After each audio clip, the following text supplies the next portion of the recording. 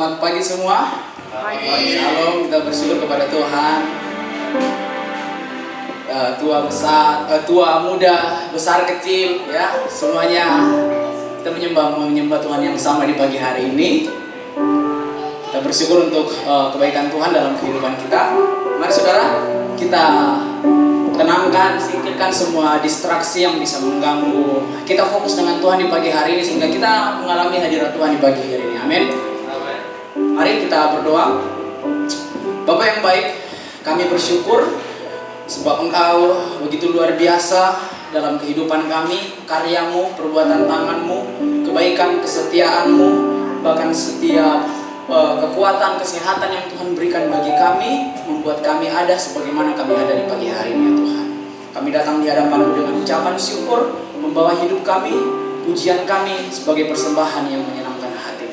Terima kasih Bapa di surga, dalam nama-Mu yang kudus kami berdoa. Amin.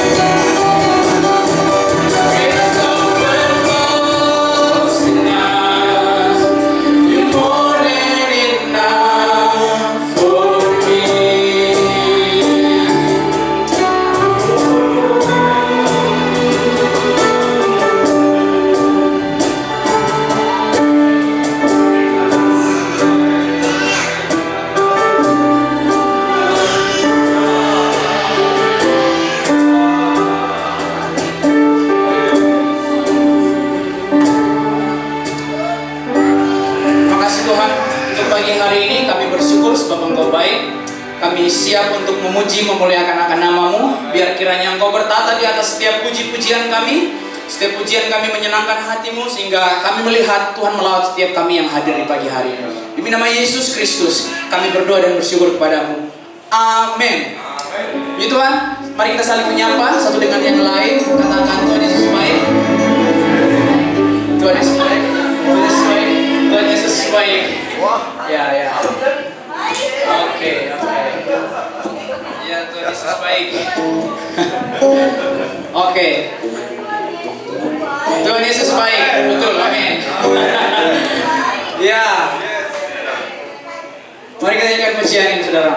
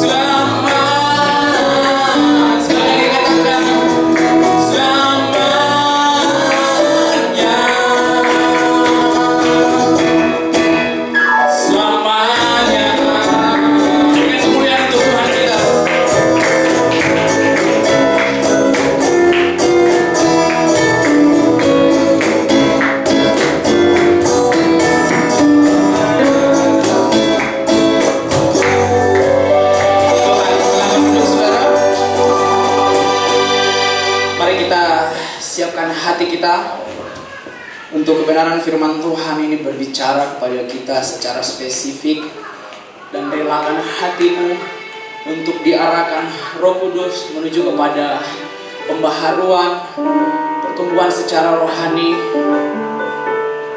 berdasarkan pada anugerah Tuhan yang menopang kehidupan kita. Saudara, pujian ini berbicara tentang anugerah Tuhan yang menopang kehidupan setiap orang-orang percaya. Jadi perisai kita, jadi kekuatan kita. Tuhan, kami siap untuk kebenaran berbicara bagi kami. Roh Kudus, kami siap untuk Engkau mengubahkan kehidupan kami.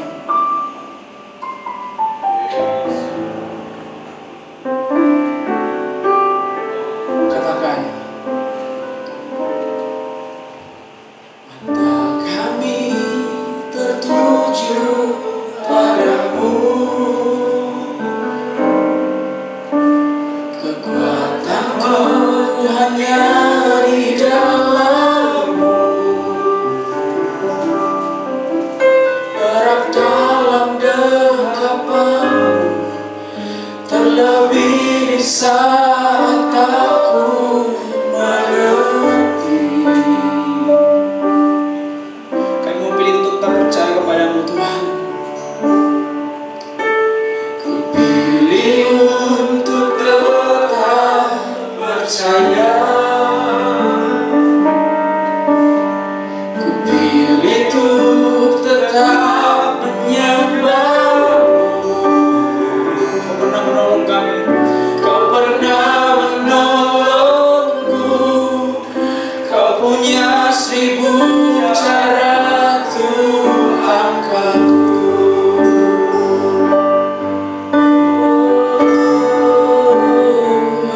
Anugerah-Mu jadi perisaiku, mengelilingiku, memeliharaku. Anugerah-Mu untuk seumur hidupku. Ada saat yang lain pergi. Anugerah-Mu jadi perisaiku, mengelilingiku, memeliharaku. Anugerah-Mu untuk seumur hidupku terjadi dalam hidup. Katakan, mata kami tertuju kepadamu Tuhan. Tanyakan pujian dari awal. Katakan saudara sebagai doa kita. Mata kami tertuju. Amin. Kekuatanku hanya di dalam, erat dalam dekapan, terlebih di saat aku mengerti.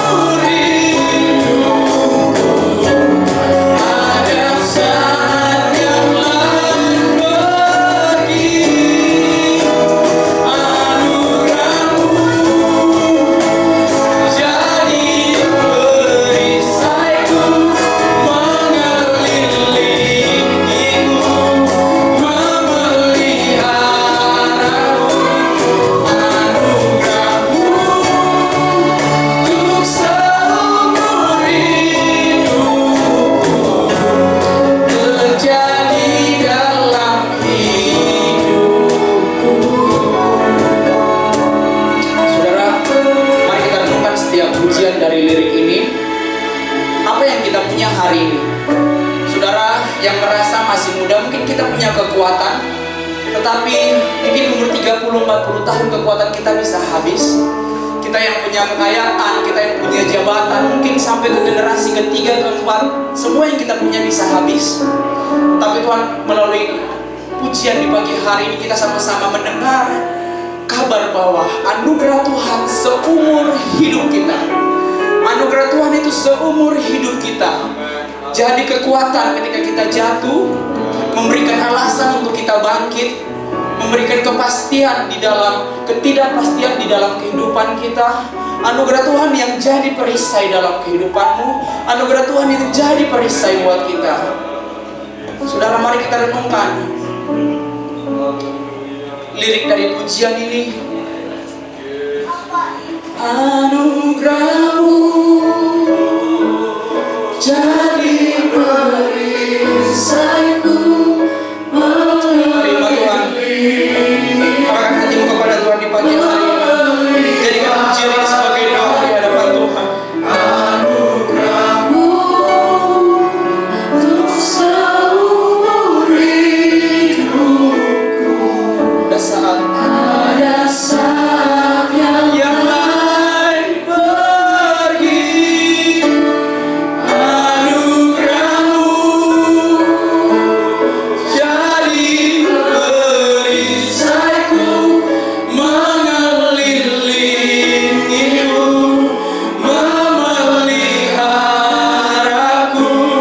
Anugerahmu untuk seumur hidupku terjadi dalam hidup. Umat Tuhan, mari sekali lagi sama-sama kita nyanyikan pujian ini. Anugerahmu jadi perisai. Biar anugerah Tuhan tercurah di setiap kami di pagi hari ini, Tuhan. Kami perlu anugerah-Mu. Jadi alasan untuk kami berharap.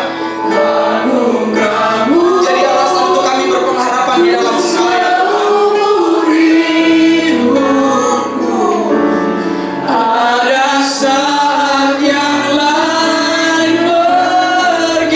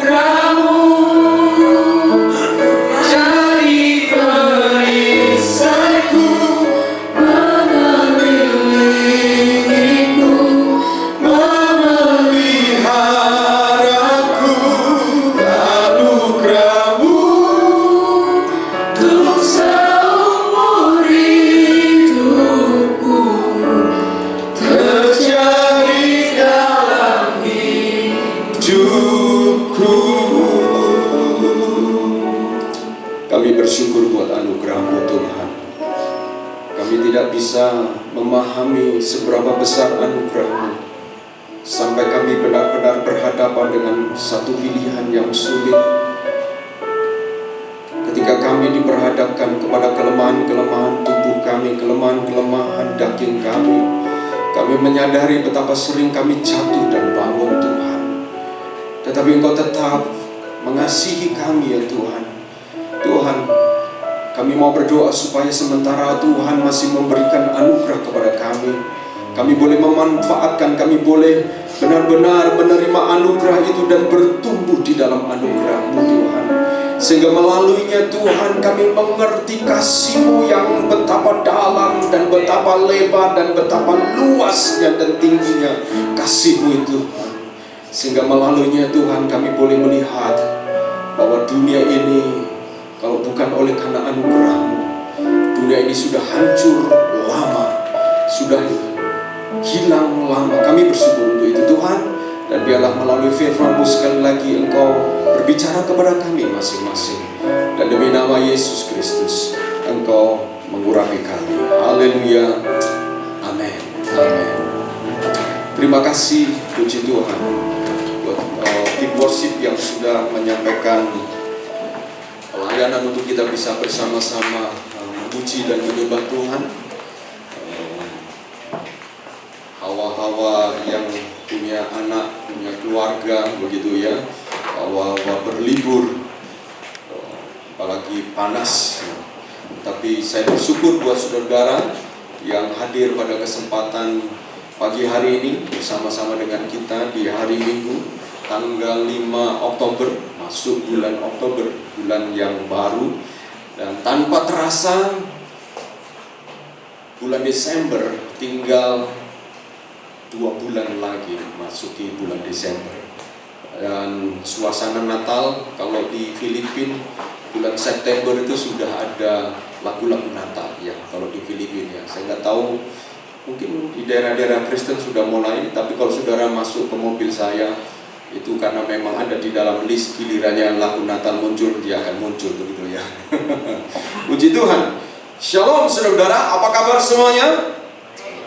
Sehat? Ya, ini musim yang kurang baik, sehingga saya juga mengenakan masker. Sebenarnya sudah recovery, tetapi ya akan lebih baik untuk saya menjaga diri dan menjaga orang-orang di sekitar saya. Baik, saya akan menyampaikan satu renungan firman Tuhan, masih berhubungan dengan satu kebenaran firman Tuhan yang berhubungan dengan citra dan gambar Allah di dalam diri kita. Mengapa kita terus membicarakannya? Karena ini akan menolong kita mempersiapkan sebagai gereja yang saya sebut gereja lintas generasi, gereja yang intergeneration, yang dimana gereja kita mulai berkembang menjadi gereja yang dulunya awalnya dimulai dengan orang-orang muda, orang-orang yang belum menikah pada waktu itu. Lalu kemudian mulai 1, 2 dan seterusnya, ada yang menikah, ada yang punya anak. Dan ketika kita mulai membuka pelayanan anak-anak, mulai anak-anak memiliki ruangnya sendiri, Tuhan berkati satu demi satu, sedikit demi sedikit. Dan di tahun ini pula kita memulai pelayanan KTB, sebelum KTB Family beberapa 2 tahun yang lalu kita memulai pelayanan kampus. Dan ketika dimulai pelayanan kampus, mulai dari 1 orang, hanya 1 orang saja. Waktu itu Tuhan kirimkan dari Batam, Yohana waktu itu. Di Pilar kita membicarakan bagaimana kita bisa memulai pelayanan ini. Terus terang dari adik-adik dari jemaat mungkin sudah ke gereja lain, kita tidak ada orang lagi.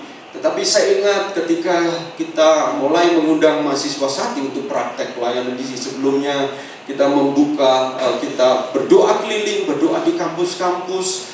Karena saya percaya bahwa kalau gereja berada di sebuah tempat, di sana ada kebutuhan, gereja harus menjadi bagian dari jawaban kebutuhan itu.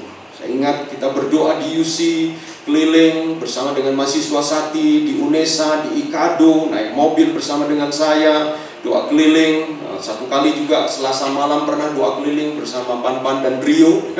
Dan Tuhan mulai bukakan jalan untuk kita kemudian punya pelayanan kampus, saudara. Sehingga ada orang-orang muda, mahasiswa yang kemudian ada di gereja kita. Kita percaya bahwa Tuhan memberkati kita dengan jiwa-jiwa ini. Dan tahun lalu ketika kita menjelang Natal tahun 2024, kita mulai berpikir bagaimana orang-orang tua ya, dari orang tua kita ataupun komunitas orang-orang yang lebih senior dari kita, paling tidak seniornya atau umurnya mungkin seperti saya. Dan bagaimana Tuhan kemudian melalui Christmas caroling, saudara. Saudara dan saya pergi dari satu keluarga ke keluarga lain.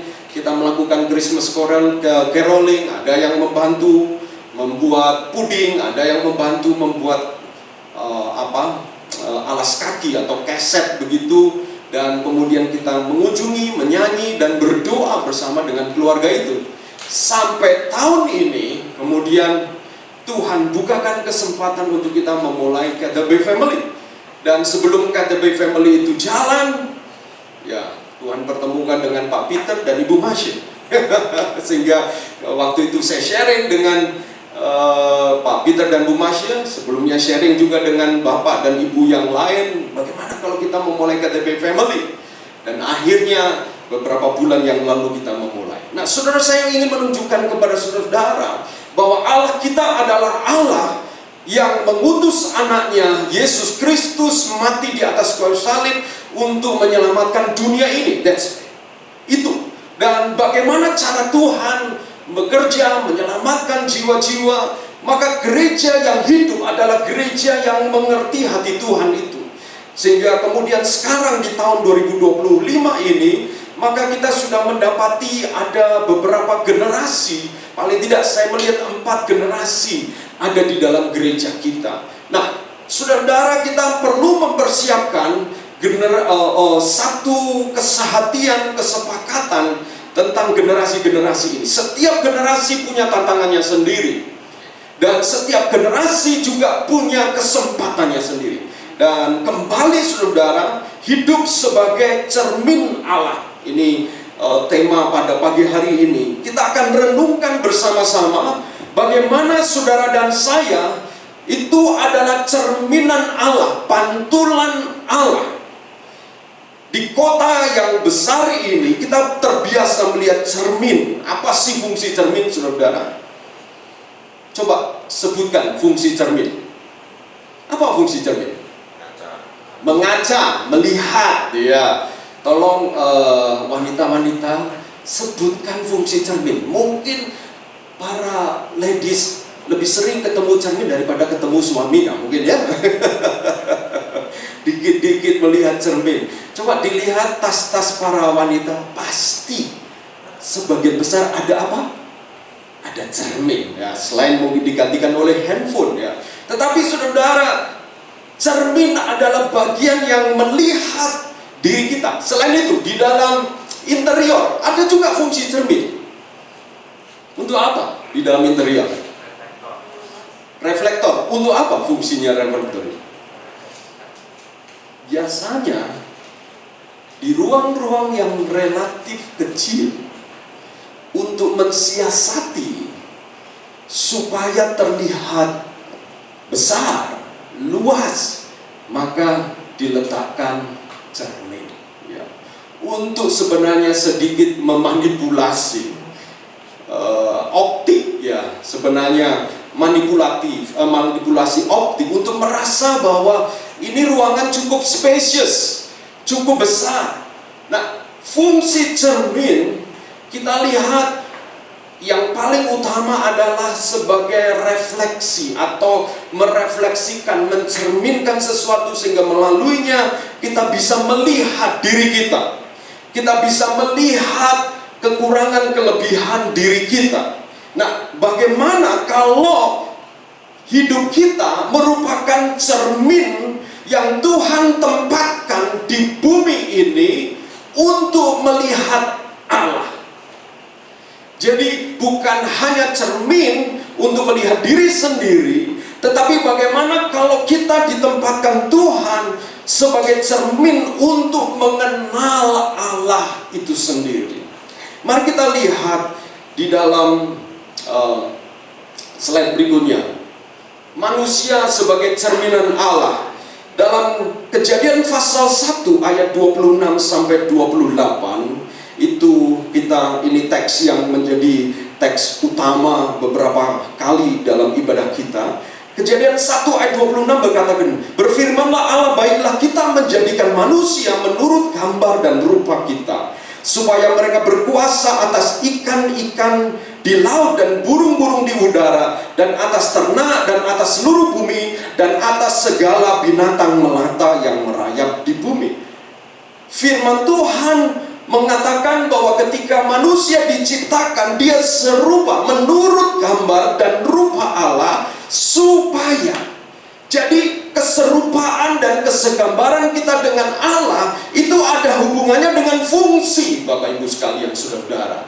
Dengan fungsi apa? Supaya mereka berkuasa, supaya mereka menjadi Tuhan atas ciptaan yang lain, supaya manusia menjadi wakil Allah di muka bumi ini untuk mengelola ciptaan untuk kemuliaan petingginya atau kemuliaan Allah itu sendiri.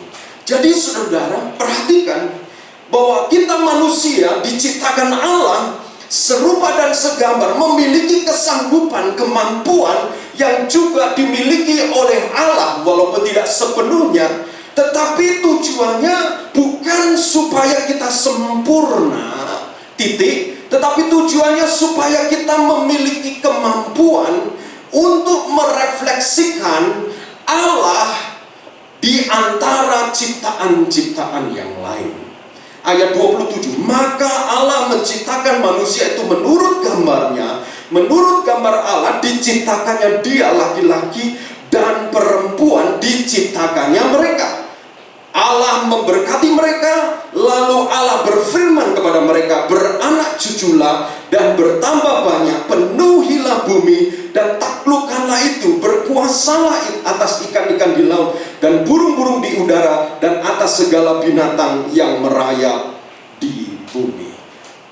Ayat 26 kemudian dijabarkan, dijelaskan di dalam ayat 27 dan 28 dengan mengatakan Allah memberkati mereka. Lalu diciptakanlah mereka. Kemudian di dalam proses penciptaan itu, kemudian Tuhan memberikan mereka berkat dengan beranak cucu dan penuhi bumi dan taklukkanlah dan berkuasalah. Jadi saudaraku, maka kita sebagai manusia pada awalnya, saya bicara sebelum jatuh dalam dosa, pada awalnya saudara dan saya itu mencerminkan Allah bagi ciptaan yang lain, bagi ciptaan yang lain. Dan kita diberi berkat dan mandat itu sebuah tugas. Kita diberi berkat untuk berlipat ganda, memenuhi bumi dan mengelola. Jadi Tuhan berikan kita pikiran, Tuhan berikan kita kesanggupan untuk mengelola, mengerjakan apa yang Tuhan percayakan. Lalu di ayat 31 pasal 1, Allah melihat segala yang dijadikannya sungguh amat baik. Jadi saudara dan saya, manusia, sebelum kita jatuh dalam dosa, kita itu memiliki hubungan baik dengan ciptaan, dengan Allah, dengan sesamanya. Dalam hal ini Adam dan Hawa, itu semuanya diberi sebuah kesimpulan, yaitu sungguh amat baik. Sungguh amat baik. Dan di sanalah terjadi bagaimana Allah, karena Allah kemudian mengatakan dia berhenti pada hari ke-6 dan pada hari setelah hari ke-6 dia kemudian berhenti, dan hari ke-7 di KTB Timur sempat dibahas sedikit, karena kemudian di hari ke-7 dia kemudian berhenti dari semua pekerjaan sebelumnya. Dan kemudian ada dua kata yang dipakai, yaitu ada yang menggunakan kata beristirahat, ada yang menggunakan kata berhenti. Lalu ditanyalah Wiyang waktu itu, ya, ini apakah Tuhan artinya sudah berhenti seperti seorang pembuat jam kinetik, ya. Kalau jam kinetik itu kan setelah dibuat, lalu dia punya daya gerak kinetik, lalu selesai, ditinggal dia akan muter sendiri. Dan itu sebenarnya di Amerika tahun 60-an ada sebuah teologi namanya Allah mati, God is dead. Teologi itu seolah mengatakan begini, Allah sudah berhenti menciptakan segala sesuatu karena pada tahun 60-an Amerika sedang mengalami persoalan sosial luar biasa. Banyak hippies, banyak orang pada waktu itu. Amerika juga sedang berperang dengan Vietnam, sehingga mereka mengalami persoalan ekonomi dan kejahatan luar biasa, keputusasaan luar biasa, sehingga orang bertanya dalam kondisi yang seperti ini, di mana Tuhan? Di mana Allah? Saudara harus mengerti, Amerika dengan latar belakang sebagai sebuah negara Kristen yang kemudian landasan negaranya didirikan di atas prinsip-prinsip kekristenan. Ketika mereka mengalami goncangan sosial ekonomi luar biasa, banyak orang-orang muda terutama pada waktu itu menjadi hippies. Mereka mencari Tuhannya sendiri di dalam di dalam kebebasan mereka. Ada yang terlibat narkoba dan lain sebagainya. Kemudian muncul pemikiran seolah-olah Allah membiarkan, dan itu sebabnya muncul teologi God is dead. Tuhan mati. Tuhan seperti pembuat jam, clockmaker, yang setelah membuat segala sesuatunya berjalan dengan sendirinya, lalu Tuhan tinggalkan. Tetapi saudara, sebenarnya pada waktu hari ke-7 ketika Tuhan berhenti, Tuhan tidak meninggalkan ciptaannya. Kenapa? Karena pada waktu hari yang ke-7 Tuhan justru rested, beristirahat. Beristirahat itu bukan tidur, saudara. Beristirahat itu bukan kemudian seperti kita sudah capek kerja lalu kita tidur, tidak. Tetapi justru ketika Tuhan itu beristirahat, Tuhan menikmati apa yang pada hari ke-6 dia mengatakan sungguh amat baik. Itu seperti seorang pencipta yang sesudah menciptakan ciptaannya, dia duduk dan kemudian dia melihat ciptaannya, menikmati. Di hari ke-7 itu saudara-saudara dan saya beribadah. Di hari ke-7 itulah orang Yahudi atau orang Israel membangun pemahaman tentang hari Sabat, di mana di hari Sabat orang tidak boleh bekerja. Di hari Sabat orang memfokuskan diri, mempersiapkan diri hanya untuk beribadah kepada Tuhan. Sebab di hari Sabat itu Allah duduk untuk bersekutu, untuk menikmati umatnya, saudara. Menikmati umatnya. Dan di hari Sabat itu pula lah orang Israel diajar selama 40 tahun dengan roti mana, di mana kalau roti mana itu mereka pungut tiap pagi, tetapi pada hari ke-6 roti mana diizinkan dipanen double dan tidak busuk. Pada hari ke-7 mereka tidak boleh bangun pagi mengambil roti mana dan kemudian mengolahnya. Kenapa? Karena hari ke-6 mereka sudah memungut double. Pada hari ke-6 Tuhan memberikan berkat double, sehingga hari ke-7 di mana Allah beristirahat, ingin menikmati ciptaannya. Dan di hari ke-7 itu saudara dan saya beribadah. Nah saudara, dengan kata lain, maka manusia sebagai bagian dari sungguh amat baik. Bayangkan ketika manusia kehilangan kemuliaannya, maka kata sungguh amat baik ini menjadi rusak. Tetapi pertanyaannya, kalau begitu bagaimana prinsip prinsip-prinsip apa yang menjadi dasar agar manusia kembali mencerminkan Allah, saudara-saudara. Kembali mencerminkan Allah. Menarik ini. Kalau hari ke-7 Allah beristirahat, bayangkan Allah melihat ciptaannya beristirahat, menikmati. Allah tidak tidur, tetapi memperhatikan ciptaannya. Dan di hari ke-7 itulah sebenarnya sama seperti pada waktu saudara dan saya beristirahat.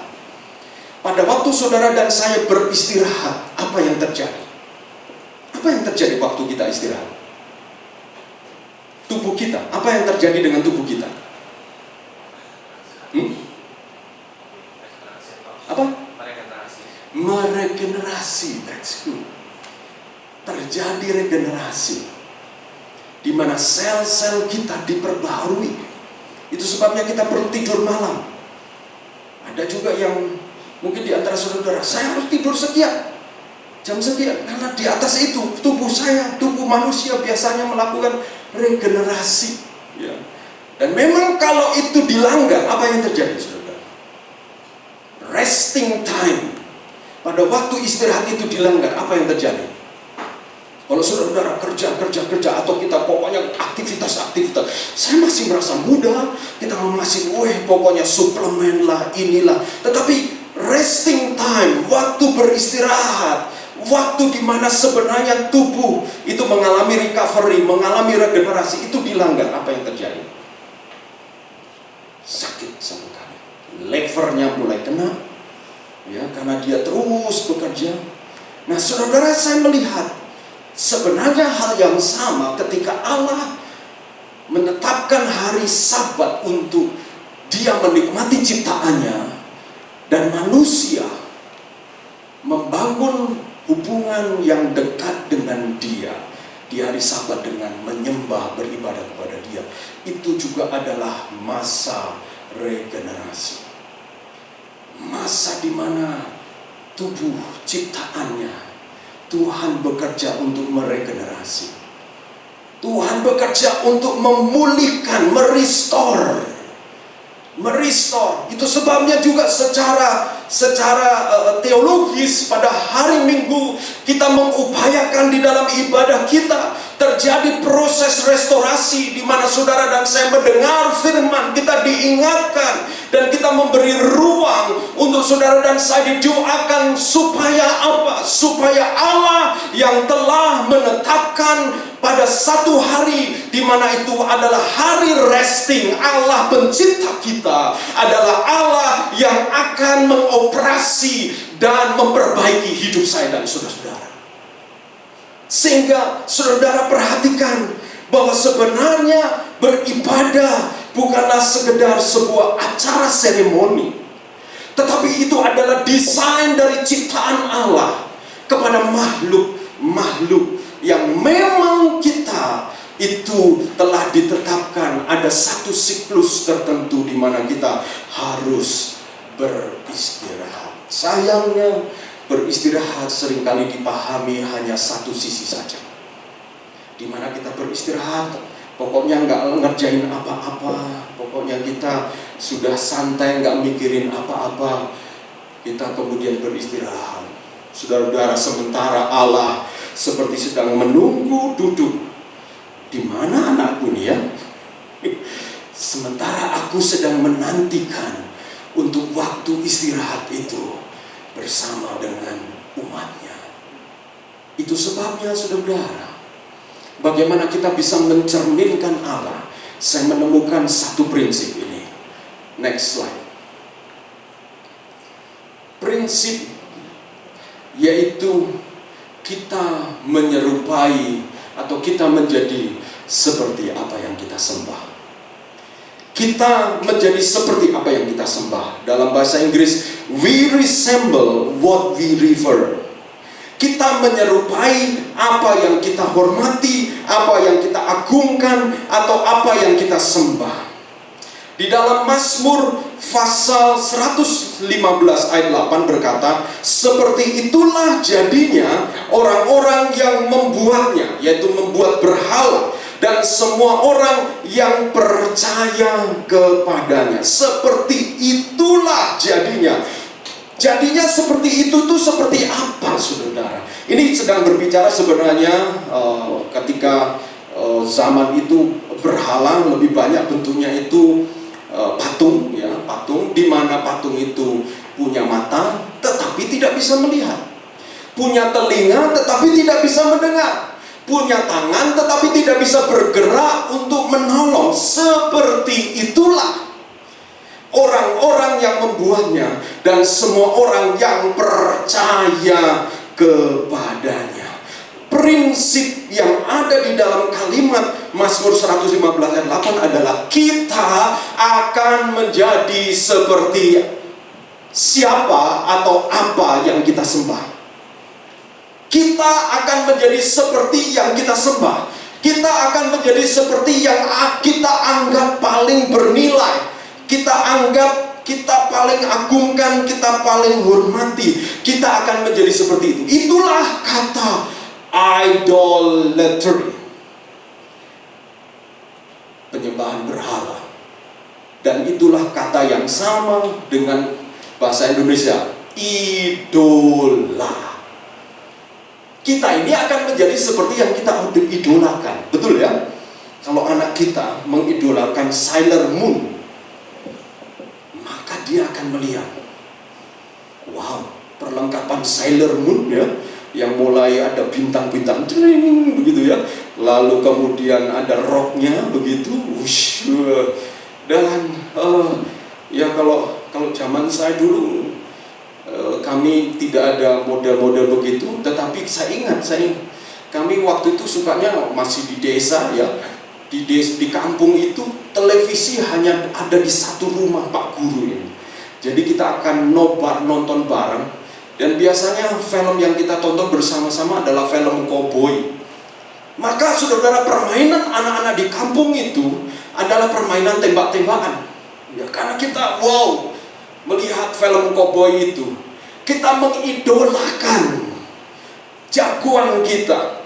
Nah saudara, itulah idol atau idola. Nah pertanyaannya, melalui prinsip ini sebenarnya kita akan mencerminkan siapa yang kita idolakan. Kita akan mencerminkan siapa yang kita sembah, saudara. Tidak bisa dipungkiri. Bisa saja kita seolah-olah menyembah Allah, tetapi apakah benar di dalam hati kita dialah yang paling kita agungkan?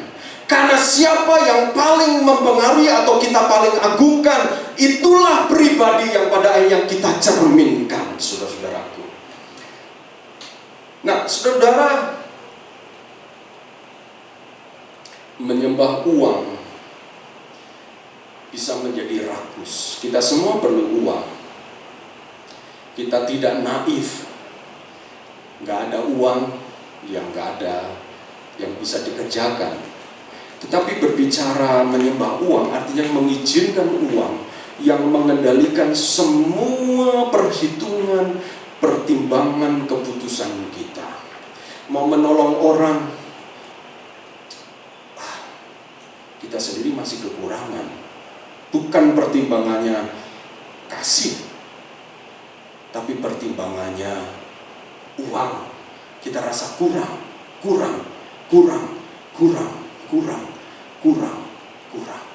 Sebab bagi kita kenyamanan adalah kalau saya punya uang. Ada orang yang sudah sampai begitu tua, itu mukanya akan berubah kalau dia lagi ngitung uang, saudara. Dan kalau kami main ke situ, itu kami kadang dikasih tas kresek gitu untuk dibawai makanan, langsung dilihat gini. Oh, nanti ditegur di menantunya itu. Aduh, saudara. Tapi umur panjang ya, saudara, karena tiap akhir pekan ngitungi uang dia. Nah, saya tidak sedang menghakimi, tetapi saya lihat bahwa kita itu akan menjadi seperti apa yang kita sembah. Nah, slide berikutnya. Yang pertama, menyembah dengan hati. dengan hati yang tulus. Yohanes pasal 4 ayat 23 dan 24. Yesus bertemu dengan wanita Samaria, dan ayat 24 mengatakan Allah itu roh, dan barang siapa menyembah Dia harus menyembahnya dalam roh dan kebenaran. Yesus berkata kepada perempuan Samaria bahwa penyembah yang benar akan menyembah Bapa dalam roh dan kebenaran. Artinya penyembahan sejati tidak dimulai dari tempat atau bentuk luar, melainkan dari dalam roh kita, melainkan dari kebenaran yang muncul di dalam hati kita. Ketulusan hati adalah penyembahan yang akan mampu kita mencerminkan Allah, saudara. Coba renungkan baik-baik. Kalau seseorang kita menyembah Tuhan dengan tulus, bahwa Dia itu penting, Dia itu bernilai, dan ketika kita mengatakan kepada Tuhan, Kaulah segalanya, Dia bagiku, Dialah segalanya, besar kecil. Saudara, pada waktu kita mengangkat hati kita, suara kita dengan hati yang tulus, saudara, maka hidup kita akan dipengaruhi oleh ketulusan kepada pribadi yang memang kita menganggapnya sebagai pribadi yang berharga, yaitu Tuhan. Saudara, saya membayangkan kalau kita ini belajar menyembah Dia dengan tulus, ya, dengan tulus, dengan sungguh-sungguh, maka itu saja menyebabkan Allah yang sedang resting itu mampu memulihkan, merecover diri kita. Allah yang sedang beristirahat pada hari ke-7, hari di mana itu resting moment, itu juga menjadi restoration moment. Ketika saudara, ketika saya menyembah Tuhan dan saya mengatakan, Tuhan, Engkau ada bersamaku di setiap musim hidupku, tak pernah Kau tinggalkan. Tetapi saya sadar, kadang-kadang saya merasa Tuhan tinggalkan saya. Saya merasa Tuhan izinkan saya seperti mengambil keputusan yang salah. Kenapa Tuhan? Dalam waktu saya mengambil keputusan Kau tidak ada dan Kau ingatkan. Tetapi pada waktu saya memuji Tuhan, menyembah Dia dengan mengatakan bahwa sesungguhnya Tuhan Kau tidak pernah tinggalkan. Memang benar itu terjadi, tetapi saya tahu Tuhan bahwa itu terjadi atas seizin Engkau. Dan pada waktu saya menyembah Dia dengan sungguh-sungguh, dengan tulus, saudara, termasuk ketulusan saya pada akhirnya menyingkapkan, menelanjangi keegoan saya. Betapa saya sering marah, sering menyalahkan Tuhan, betapa saya sering meragukan Tuhan. Dan dalam kondisi seperti itu, pada waktu saya menyembah Dia dengan tulus, saudara, maka Tuhan juga memulihkan hati saya untuk sekali lagi percaya bahwa Tuhan memang tidak pernah meninggalkan saya. Jadi kalau saudara dan saya di dalam ibadah, kita menyembah Dia dengan tulus, dengan sungguh-sungguh, bukan karena kita sebelumnya kita sudah benar, bukan karena sebelumnya kita sudah jalan baik, justru karena kita tahu bahwa kita penuh kelemahan, penuh kekurangan, tetapi kita belajar untuk mengatakan, You are the most important, Lord. Engkau adalah yang terpenting dalam hidup saya. Dalam kondisi seperti itu, saudara dan saya akan kemudian mengalami restorasi, pemulihan, karena Allah memang bekerja pada hari ke-7 untuk melakukan regenerasi. Iman kita diperbarui. Mengapa pada waktu ibadah, pada waktu saudara menghampiri Tuhan dengan sungguh-sungguh, kita bisa meneteskan air mata? Kenapa ketika saudara datang dengan Tuhan, orang yang biasanya paling tulus itu seringkali setelah nggak punya apa-apa, betul? Setelah terpojok, nggak tahu apalagi yang mau dilakukan, sudah minta tolong sana, minta tolong sini, lalu kemudian angkat tangan, disitulah seringkali titik paling tulus. Ya, kenapa? Tidak ada lagi yang bisa disembunyikan, tidak ada lagi harga yang perlu ditawarkan untuk menjadi sebuah penawaran. Tuhan, kalau engkau lakukan ini, aku akan begitu. Saudara, kenapa kita sudah nggak punya apa-apa? Ketika dalam posisi terjebak, terjepit seperti itu, seringkali ketulusan mencuat, saudara. Dan kenapa kemudian kita ketika menghampiri Tuhan dalam kondisi seperti itu, saya yakin bukan hanya semata-mata menangis oleh karena beban itu sendiri, tetapi kita menangis oleh karena sebenarnya pada waktu kita menangis, kita menyadari bahwa pada akhirnya ketika kita mengatakan, Tuhan, Engkau adalah pertolonganku segalanya, disitulah saudara dan saya di-recover di dalam proses resting.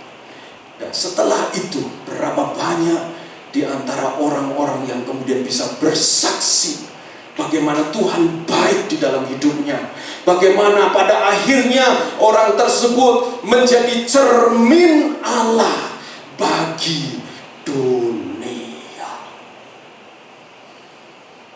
Saudara-saudara, saya mau tutup dengan poin yang kedua. Next slide. Menyembah lewat ketaatan sehari-hari. Roma pasal 12 ayat 1.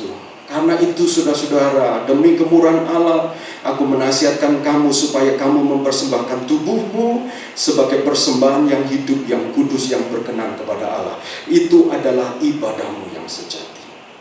Paulus berkata bahwa mempersembahkan tubuh sebagai persembahan yang hidup adalah ibadah sejati. Kata hidup di sini bukan biologi yang bicara tentang kehidupan fisik ini, ya, tetapi zoe. Zoe itu adalah kehidupan yang penuh dengan vitalitas, ya, namanya vita, makanya vitamin. Ya. Zoe adalah kehidupan yang bukan hanya ya udahlah diserahkan begitu aja, tetapi kehidupan yang diserahkan dengan penuh maksud, penuh maksud, seperti seorang yang mungkin ketika melamar seorang pria mengatakan, would you marry me, gitu ya, would you marry me, would you marry me, lalu kemudian ekspresinya tutup mulut sedikit, lalu putar-putar begitu langsung, wih, gitu ya saudara. Pada waktu yang wanita meresponi itu, dia tidak sedang meresponi dengan bios, dengan biologi sebagai seorang wanita. No, dia meresponi dengan vita, excitement. Wow, kamu akan menikahi saya dan kita akan hidup bersama. Ada satu kesukaan yang luar biasa. Seperti itulah saudara mempersembahkan tubuh. Kita bukan sedang, ya udahlah, ya inilah saya kasih Tuhan, udahlah, kita kasih seperti asal-asalan. Saudara, kita memberikannya dengan penuh vitalitas, dengan penuh kesungguhan, dengan penuh semangat, antusias, saudara. Saya selalu diberkati ketika ibadah di desa-desa, di mana mereka untuk beribadah, mereka harus menempuh perjalanan panjang. Dan saudara, perjalanan yang melelahkan. Satu kali teman saya cerita, di Timur Leste, ya, ada satu pulau namanya Pulau Atambua. Ini pulaunya 100% jemaat gereja sidang jemaat Allah, ya. Itu pernah terjadi kebangunan rohani luar biasa sehingga pertobatan besar-besaran terjadi. Lalu teman saya sebagai mahasiswa waktu itu mengadakan KKR di sebuah gereja. Tapi dari jemaat desa lain itu ingin datang beribadah di gereja itu jam 10 pagi, saudara, jam 10 pagi. Mereka berangkat dari rumah jam berapa? Pakai obor pada waktu itu jam 3 pagi, saudara. Jam 3 3 pagi mereka bersama-sama datang. Dan saudara, mereka, karena mereka banyak dipengaruhi oleh Katolik ya saudara. Jadi Timor Leste itu gereja Pentakosta Karismatinya diwarnai atau dipengaruhi oleh Katolik karena background Katolik mereka, sehingga mereka tidak pakai band ya, mereka hanya pakai kalau ada piano atau gitar, that's all. Tetapi saudara, teman saya menceritakan, wow, saya melihat bagaimana ketaatan mereka itu memberkati saya yang hidup di kota. Ketaatan mereka itu berbicara kepada saya. Saudara, itulah cermin. Ketika saudara dan saya mempersembahkan tubuh kepada Tuhan dengan vitalitas, bukan dengan asa. Minggu lagi asa. Begitu saudara, orang yang ada di dekat saudara tidak akan melihat Tuhan, betul kan? Mereka akan melihat apa yang kita kerjakan adalah sebuah beban, saudara. Tetapi perhatikan, apabila kita memberikan persembahan yang penuh dengan vitalitas kepada Allah, maka kita akan menjadi cermin yang benar tentang Allah kepada orang lain. Ketaatan adalah bahasa kasih bagi Allah, saudara. Ketika kita taat, bukan hanya saya bicara mempersembahkan tubuh dalam bentuk kita beribadah saja, tetapi ketika kita taat dalam pilihan-pilihan kita. Ketika ada pilihan-pilihan di mana kita ada pertimbangan-pertimbangan, tetapi kita kemudian memutuskan saya akan mengikuti firman Tuhan. Saya akan melakukan ini. Maka itu adalah bentuk kasih kita bagi Allah. Sama seperti pasangan kita atau anak kita ketika mereka taat. Ketaatan mereka itu menyampaikan bentuk kasih. Ketika kita taat, kita sedang berkata, Tuhan, Engkau lebih berharga daripada keinginanku. Tuhan, Engkau lebih berharga dari keinginanku. Ketika kita taat, kita sedang mengatakan, bukan hanya sedang mengatakan I love you Lord, no. Tetapi kita sedang mengatakan, Tuhan, Engkau lebih berharga. Kenapa? Karena ketika kita mentaati, kita telah menunjukkan bahwa Tuhan lebih berharga dari keinginan kita yang mungkin berbeda atau bahkan bertentangan dengan apa yang Tuhan sedang inginkan. Mari kita datang kepada Tuhan, saudara. Bagaimana kita bisa menjadi cermin?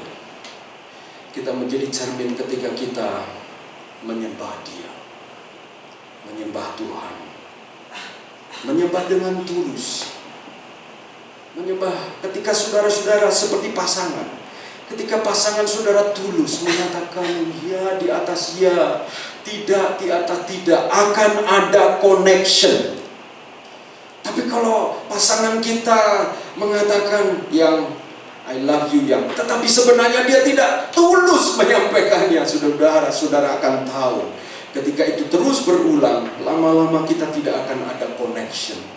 Ada satu rahasia di dalam hubungan, ketika kita tulus, akan ada connection. Dan ketulusan itu bisa dirasakan oleh pihak lainnya, apalagi Tuhan. Tuhan tahu segala sesuatu. Dia omniscience. Dia maha tahu. Dia tahu kita tulus atau tidak. Tapi persoalannya itu bukan kepada Tuhan. Karena Tuhan tidak perlu recovery. Tuhan tidak perlu restoration, pemulihan. Tuhan tidak. Kitalah. Dan kitalah yang mendapat mandat untuk menjadi cermin bagi dunia ini. Cermin Allah bagi dunia. Kitalah yang perlu dipulihkan. Kitalah yang perlu dijamah. Kitalah yang perlu disembuhkan. Ketika kita menghampiri Dia dengan tulus, pemulihan, kesembuhan, perbaikan, Tuhan sedang kerjakan. Yang kedua, ketaatan. Belajar taat. Karena ketaatan adalah bahasa kasih tertinggi di dalam penyembahan kita kepada Tuhan. Saya mengundang pemain musik maju ke depan.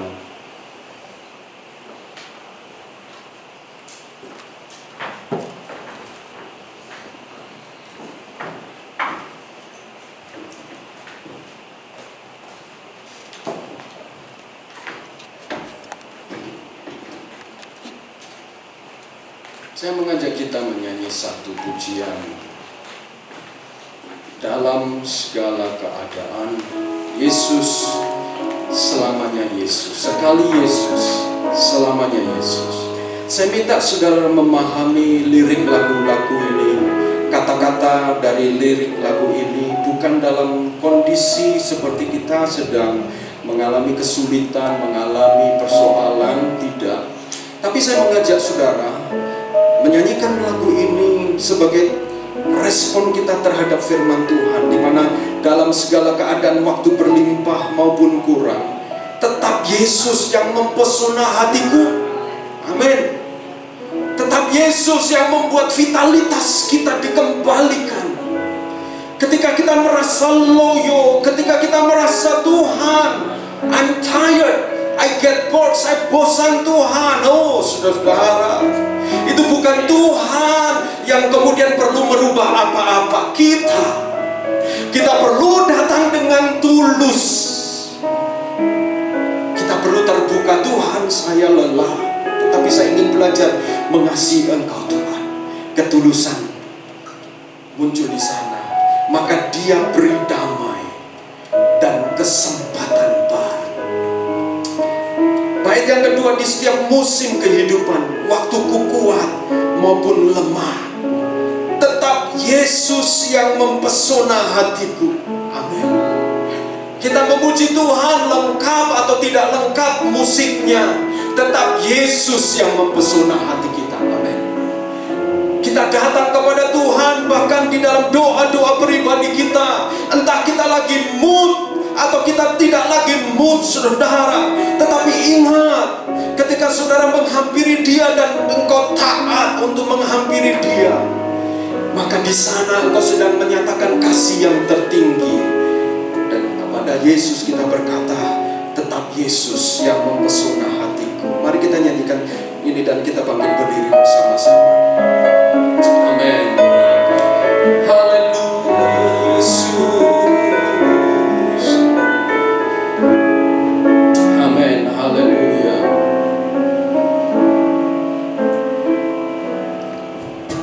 Dalam segala keadaan, waktu berlimpah maupun kurang, ingat kasih Yesus, tetap Yesus yang pesona hatiku, yang beri damai dan kesempatan baru. Di setiap musim kehidupan, amin. Waktu ku kuat maupun lemah, tetap Yesus yang mempesona hatiku, beri hidup kesempatan baru. Demi Yesus selamanya, Yesus amin.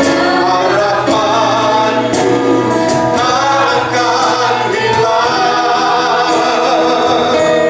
karena kasih-Nya sekarang ku ada. Amin. Oh Yesusku, ku cinta Kau selamanya. Saudara, di dalam KTB Family beberapa waktu yang lalu, kami ngobrol-ngobrol dengan seorang ibu. Dia mengatakan kepada kami, Pak Agus, Ibu Lili, kalau saya ini bisa bicara di depan umum, saya ingin bersaksi. Saksi aja Bu, saya bilang. Saksi apa? Saya ini Pak Agus, kalau karena kemampuan saya sendiri, saya nggak mungkin melunasi hutang ini itu, menyelesaikan proyek ini. Saya rasanya nggak mungkin. Bahkan dulu banyak orang mengatakan, ini kalau ditinggal suaminya ini, dia nggak mungkin bisa. Dia nggak mungkin bisa. Di underdog, dianggap tidak mungkin. Tetapi ternyata Dia mengatakan, saya menghadap dipanggil ini Polda, panggil ini. Seorang ibu, saudara. Bukan ibu yang punya pendidikan yang tinggi, tetapi dia sadar bahwa dia perlu Tuhan. Waktu saya dengar itu, saudara, kami dengar itu, oh Tuhan, kami bersuka cita. Kami melihat cermin Allah di ibu ini, saudara. Saya membayangkan kalau ibu ini bisa bersaksi kepada, bukan hanya kepada pendetanya, tetapi bersaksi kepada orang-orang lain, bagaimana orang itu akan melihat hidup dan kesempatan baru buat dia. Oh, saudara, Tuhan bisa pakai kita semuanya. Nyanyikan pujian ini bersama-sama sebagai satu kesadaran, penyerahan, penyembahan kepada Dia. Haleluya. Mari buka hati kita dan kita sampaikan dengan tulus. Mungkin beberapa waktu kita pernah tidak taat, Tuhan ingatkan, mari taat kembali. Mungkin beberapa waktu kita seperti mencoba menutup-nutupi, mari kita terbuka. Kita hampiri Dia dengan tulus, dengan keterbukaan hati kita. Tuhan tidak mengharapkan kesempurnaan, tapi dari ketulusan itu Dia akan menyempurnakan saudara dan saya. Amin. Nyanyikan pujian ini sebagai doa kita bersama-sama mempersiapkan hati kita dalam perjamuan kudus, dalam segala keadaan.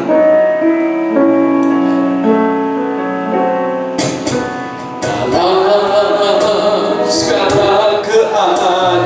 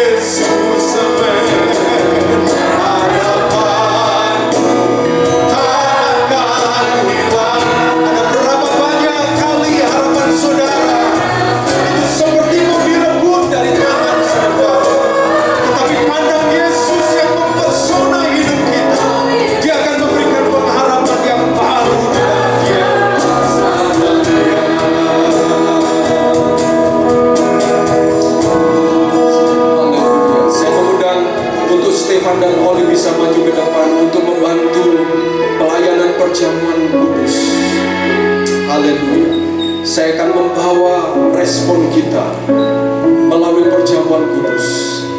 Ketika saudara dan saya terbuka, pandang salib Tuhan, di mana kasih-Nya yang tulus telah dibuktikan melalui pengorbanannya di atas kayu salib. Dia tidak menunggu saya dan saudara bertobat. Dia tidak menunggu kita baik dulu baru Dia ada di atas kayu salib. Dia taat melakukan kehendak Bapanya, dan di dalam ketulusannya kita menemukan menjadi seperti Yesus akan membuat dunia ini melihat Allah di dalam diri kita. Haleluya, haleluya. Mari kita akan berdoa untuk perjamuan Tuhan ini. Sebagaimana yang saya sampaikan, mari kita responi firman ini sebelum meminum anggur yang melambangkan darah Tuhan dan memakan roti yang melambangkan tubuh Tuhan. Di dalam 1 Korintus pasal 11 dikatakan bahwa ketika mereka bersama-sama, Rasul Paulus mengatakan, hendaklah masing-masing menguji dirinya sendiri, memeriksa dirinya. Mari kita periksa, apakah kita sudah menghampiri Dia dengan ketulusan, dengan ketaatan. Apakah kita mulai jauh dari Dia? Mari datang mendekat kepada Dia, kita hampiri Dia. Dan kalau ada perkara-perkara yang sebelum perjamuan Tuhan ini dilangsungkan, saudara dan saya mengatakan, Tuhan, Engkau ampuni aku Tuhan. Tuhan, Engkau kuatkan aku. Aku perlu Engkau untuk hidupku di dalam resting moment ini, di dalam momen istirahat ini. Engkau memulihkan kekuatanku Tuhan. Engkau meregenerasi imanku Tuhan, membangkitkan kembali iman percayaku. Haleluya, haleluya. Mari kita berdoa. Bapa di dalam surga, Engkau menilik setiap kami masing-masing. Kami terbuka di hadapan-Mu Tuhan, dan kami ingin mencerminkan Engkau, Allah yang hidup bagi dunia ini. Kalau melihat persoalan kami, melihat tantangan kami, rasanya tidak akan ada habis-habisnya. Melihat kebutuhan kami, rasanya tidak akan ada habis-habisnya. Tetapi kami yakin bahwa kerajaan Allah datang dan kehendak-Mu jadi tidak harus menunggu semuanya selesai, tetapi hanya menunggu umatnya mencari wajah Tuhan dan menyembah Dia, mempersembahkan vitalitas kasih dan penuh ketaatan. Melaluinya Tuhan akan ada pertolongan, ada pengharapan, ada kekuatan, ada pintu-pintu baru yang Tuhan bukakan. Terima kasih ya Tuhan, Engkau ampuni segala kesalahan dan dosa kami Tuhan. Dan biarlah melalui perjamuan Tuhan ini, Engkau sekali lagi memberikan kami kasih, kekuatan-Mu, dan kembali lagi kami dipersatukan dengan Engkau. Di dalam nama Yesus Engkau layakkan kami. Sekali Yesus selama, saya minta tolong dibagikan. Harapanku takkan hilang, karena kasih-Nya sekarang ku ada. Oh Yesusku, ku cinta Kau selamanya. Sekali Yesus, sekali Yesus selamanya. Yesus, harapanku tak akan hilang, karena kasih-Nya selama ku ada. Oh Yesusku, ku cinta Kau selamanya. Karena kasih-Nya, karena kasih-Nya selama ku ada. Oh Yesusku, ku cinta Kau selamanya. Apakah semua sudah terlayani unsur-unsur perjamuan? Ya, kalau semua sudah terlayani, mari kita persiapkan. Pegang roti di tangan kanan kita. Saudara, ayat ini tentu ditulis tidak ditujukan untuk orang per orang, tetapi ayat ini saya melihatnya secara positif, bahwa yang memproduksi berpikir bahwa ayat ini juga bisa Tuhan pakai berbicara kepada hati kita. Kalau saudara perhatikan ayat yang sebelum kita akan makan roti ini, mengingatkan kita dari Tuhan datang pertolongan. saudara. Dan mari kita mengucap syukur bersama-sama bahwa Tuhan, firman itu telah menjadi daging, saudara, menjadi seperti saudara dan saya, sehingga Yesus tahu apa yang kita alami. Dan kalau dagingnya, tubuhnya terpecah untuk saudara dan saya, itu karena dia mengalami penggantian, dia menjadi pengganti saudara dan saya. Kita mengucap syukur untuk pengorbanan tubuh Tuhan.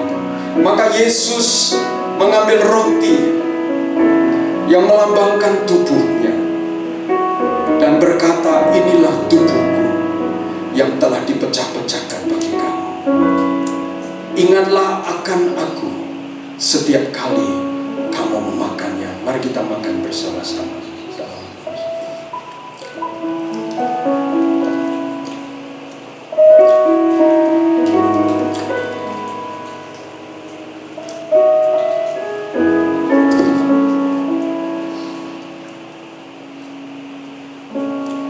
Maka kita akan persiapkan yang berikutnya. Anggur di tangan kanan kita. Haleluya, haleluya. Maka Yesus mengambil cawan yang berisi anggur dan berkata, inilah darahku, darah perjanjian yang baru, darah yang menghapus segala dosa, kelemahan, pelanggaran, kesalahan, kedegilan, pemberontakan manusia. Dan melalui darah perjanjian yang baru, saudara dan saya dibenarkan. Mari kita mengucap syukur dan minum anggur yang melambangkan darah Tuhan di dalam nama Yesus. Amin.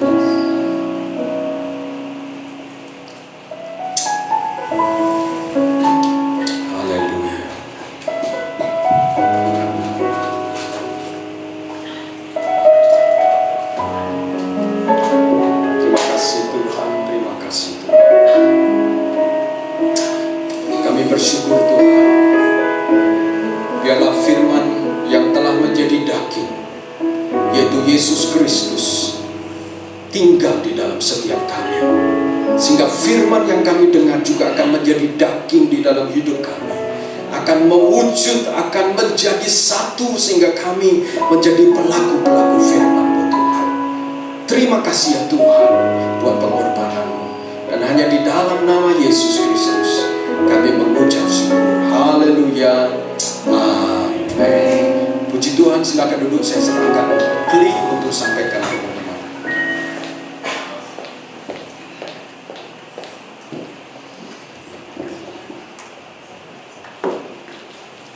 Shalom teman-teman. Pertama kami mengucapkan terima kasih Pak Agus buat firman yang luar biasa. Kiranya setelah selesai bernanti kita bisa benar-benar menjadi cerminan Allah dimanapun kita berada dan yang masih taat kepada Tuhan. Oke, sekarang tiba saatnya kita akan memberikan yang terbaik untuk Tuhan kita. Tuhan, karena sebelumnya biarlah kita mulai berdoa kepada Tuhan. Mari kita berdoa. Bapa kami yang ada di surga, Tuhan, kami ucap syukur ya Tuhan atas firman yang telah berikan ya Tuhan. Kami percaya Tuhan bahwa Engkau sedang berbicara kepada kami ya Tuhan melalui Pak Agus ya Tuhan.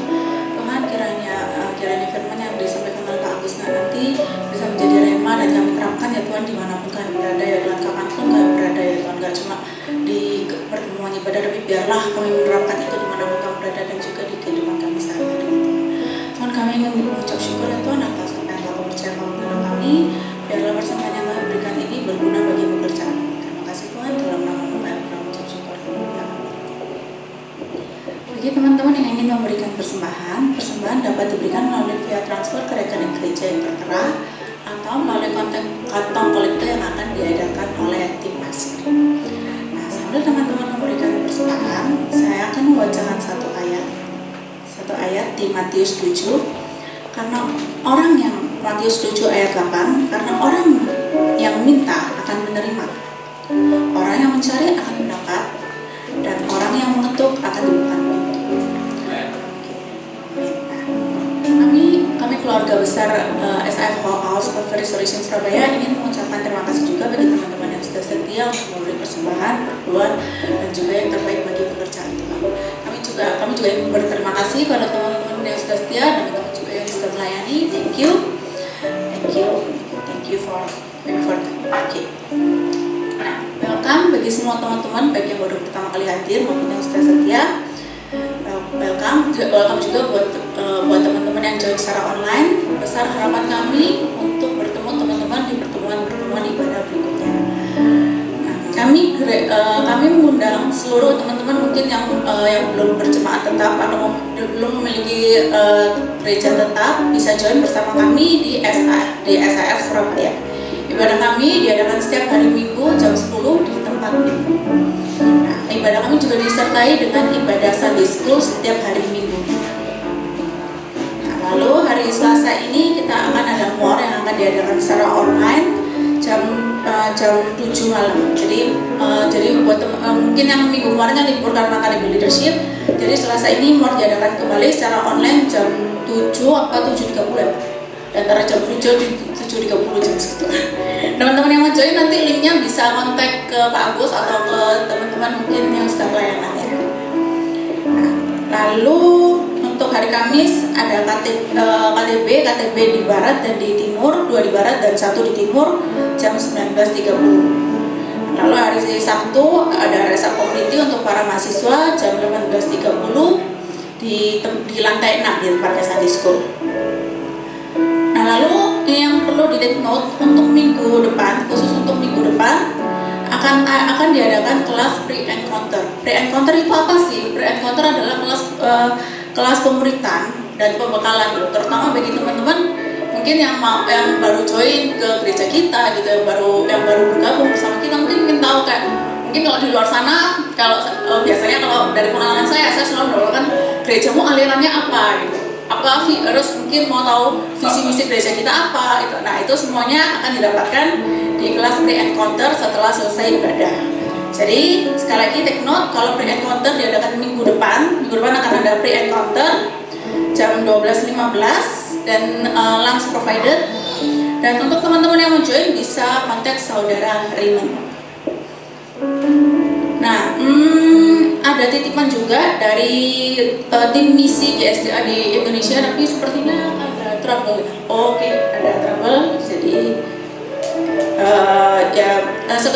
ini saya sampaikan sedikit aja, intinya dari GSDA kami juga mensupport bagi teman-teman yang tergerak hatinya untuk mendukung misi GSDA di Indonesia, bisa membantu untuk misi. Jadi gini, GSDA itu sedang memiliki memiliki tim misi yang sedang membantu untuk beberapa wilayah atau beberapa tim, ada beberapa wilayah, beberapa orang gitu yang mungkin sedang dibantu gitu. Nah, lalu sebenarnya ada videonya tapi kebet tidak bisa. Jadi bagi teman-teman yang mungkin tergerak bisa membantu dengan transfer dan disertai dengan digit 01 di angka terakhir. Nah, lalu untuk selanjutnya ada yang saya akan mengumumkan beberapa teman-teman yang akan berulang tahun di bulan Oktober. Tanggal 2 kemarin ada Andrew Suteja, ini adiknya Terry. Lalu tanggal 4 ada Hendri atau Potiti. Tanggal 6 ada Sani, anak dari Cewina. Tanggal 9 ada Velia dan Steven. Tanggal 14 Merlin. Tanggal 15 Hendri. Tanggal 22 Rico, suami dari Cevani.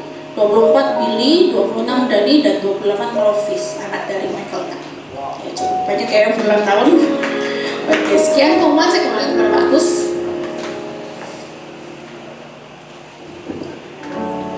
Terima kasih, Kli. Ya, sebenarnya bagi saudara yang terbeban untuk membantu pekerjaan Tuhan, misi secara nasional maupun internasional, Gereja Sidang Jemaat Allah itu dalam kurun waktu 7 tahun terakhir telah membuka sekitar 500 gereja. Dalam waktu 7 tahun terakhir 500 gereja. Dan tentu gereja-gereja yang dibuka ini kadang-kadang membutuhkan bantuan, Mungkin saudara tidak bisa pergi ke Kalimantan, atau karena gereja itu mungkin ada di Kalimantan atau tempat-tempat yang lain. tetapi saudara-saudara melalui berkat yang Tuhan percayakan kepada saudara-saudara, saudara menjadi berkat bagi orang-orang lain. Dan bukan itu saja, Gereja Sidang Jemaat Allah sampai tahun 2028 mentargetkan, mendoakan untuk bisa mencapai 3.000 gereja, ya, 3.000 gereja.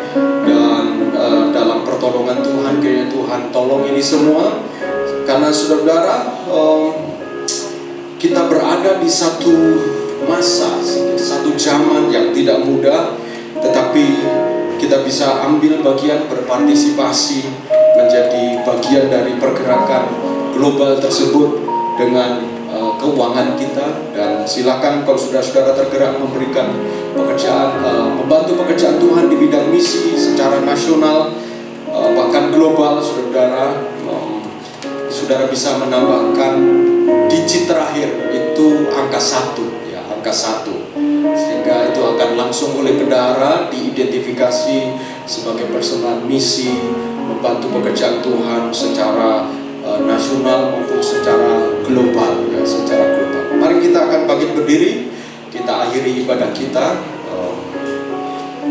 Terima kasih buat kehadiran saudara-saudara pada kesempatan pagi hari ini. Coba lihat kiri kanan, oh ternyata ada yang kosong bangkunya. Oke, kita bersyukur bulan Oktober, berapa banyak di antara saudara yang diundang pernikahan bulan Oktober ini? Wah, ini musim panen wedding ya saudara. Wow, saudara-saudara, kemarin hari Sabtu saya juga menghadiri pernikahan dari keponakan. Wah, saya sudah melihat dalam perjalanan itu, ya. Ini kalau lewat di ya sudah ada, kalau di kampung-kampung itu kan tinggal buka terop aja, gampang kan gitu. Udah ada 1 terop, 2 terop. Saya lewat itu sudah 4, saudara, sudah 4. Jadi siap-siap aja nyumbang ya saudara. Tetapi di atas semuanya ini saudara, kiranya Tuhan tolong kita untuk tetap menjadi berkat dimanapun kita berada. Kita menjadi cermin yang hidup dari Allah kita yang hidup kepada siapapun juga di sekitar kita. Mari kita akan akhiri dan kita akan doakan bersama-sama segala aktivitas sepanjang minggu ini, juga keperluan saudara-saudara. Kalau ada di antara anggota keluarga kita yang sakit, kita juga akan doakan bersama-sama, saudara. Di KTB Family kemarin diceritakan ada orang baru dari luar pulau untuk menghadiri pernikahan. Ternyata waktu datang ke Surabaya hanya periksa gigi. Ternyata kemudian rasa lemes dan akhirnya sekarang justru tidak sadarkan diri karena ada sakit yang lain. Jadi kita tidak pernah tahu. Kita tidak pernah tahu bagaimana, terutama ketika sudah berusia, ya, mungkin ada anggota keluarga kita yang juga sedang bergumul dengan sakit penyakit. Mari kita datang kepada Tuhan, menghampiri Dia dan meminta belas kasihan. Mari kita datang kepada Tuhan dan berdoa untuk itu semua. Ya, bisakah saya minta tolong untuk David yang maju ke depan menutup, mendoakan saudara-saudara kita, anggota keluarga kita yang sakit, ataupun ada hal-hal yang kita perlu doakan, keperluan, biarlah Tuhan tolong. Mari kita berdoa. Bapa dalam kerajaan surga Tuhan, selamat pagi Tuhan. Terima kasih buat kasih setiamu, buat penyertaan dan anugerahmu. Kalau sampai hari ini Tuhan, Kau izinkan kami Tuhan untuk menikmati Tuhan anugerah-Mu. Banyak suara seperti firman yang kami dengar juga Tuhan. Kami tidak mau Tuhan jadi hamba uang Tuhan atau hamba apapun yang lain. Kiranya kami Tuhan menyenangkan Engkau. Amin. Untuk setiap apapun yang kami lakukan, untuk setiap apapun yang kami perbuat Tuhan. Khususnya hari ini kami juga berdoa Tuhan untuk saudara-saudara kami, itu yang mungkin hamba-Mu tidak tahu Tuhan, mungkin sedang mengalami sakit. Kiranya Tuhan Kau menyertai dalam proses penyembuhannya Tuhan. Juga mungkin apabila memerlukan dana Tuhan Kau yang cukupkan. Kau memberkati Tuhan supaya setiap kesulitan atau apapun yang mungkin sedang dialami keluarga kami atau teman-teman kami yang mungkin sekarang sedang sakit Tuhan, dapat Kau sembuhkan. Bapak, hamba-Mu juga tidak tahu Tuhan apa menjadi pergumulan kami setiap dari kami. Tapi kiranya Tuhan kami percaya Engkau yang bekerja dalam kehidupan kami Tuhan. Kau yang sertai Tuhan aktivitas kami sepanjang minggu ini, di dimanapun kami berada, apabila kami juga akan pergi keluar kota atau kemanapun Tuhan, Kau yang sertai Tuhan dalam supaya dapat kembali dengan selamat tanpa kurang suatu apapun. Ini hidup kami Tuhan, kiranya kami dapat menjadi perpanjangan tangan-Mu, kami dapat menyenangkan Engkau, kami dapat melakukan firman-Mu juga. Dalam Yesus kita syukur dan Amin. Angkatlah tanganmu saudaraku kekasih dan terimalah berkat Tuhan. Tuhan menyinari engkau dan memberikan engkau kasih karunia, menghadapkan wajahnya kepadamu dan memberikan engkau damai sejahtera. Diberkatilah keluargamu, diberkatilah rumah tanggamu, diberkatilah pekerjaanmu, bahkan diberkatilah apa yang engkau sedang kerjakan di dalam pergumulan-pergumulan bersama dengan orang-orang yang engkau kasihi. Diberkatilah perjuanganmu untuk tetap setia melakukan kehendak firman Tuhan. Dan Tuhan kiranya mengizinkan engkau untuk mengalami kemanisan pengharapan di dalam Tuhan, bahwa pengharapan orang benar tidak akan pernah sia-sia. Dan diberkatilah keluarga serta rumah tangga dan anak-anak. Diberkatilah studimu, dan melaluinya itu semua engkau menjadi cermin bagi dunia ini tentang Allah yang hidup. Dan biarlah roh Allah damai sejahtera dan kasih sayang dari Tuhan Yesus Kristus dan penghiburan oleh karena Roh Kudus menyertai engkau dan saya mulai hari ini sampai Maranatha. Yesus menjemput setiap kita yang setia. Haleluya. Amin. Amin. Jadikan aku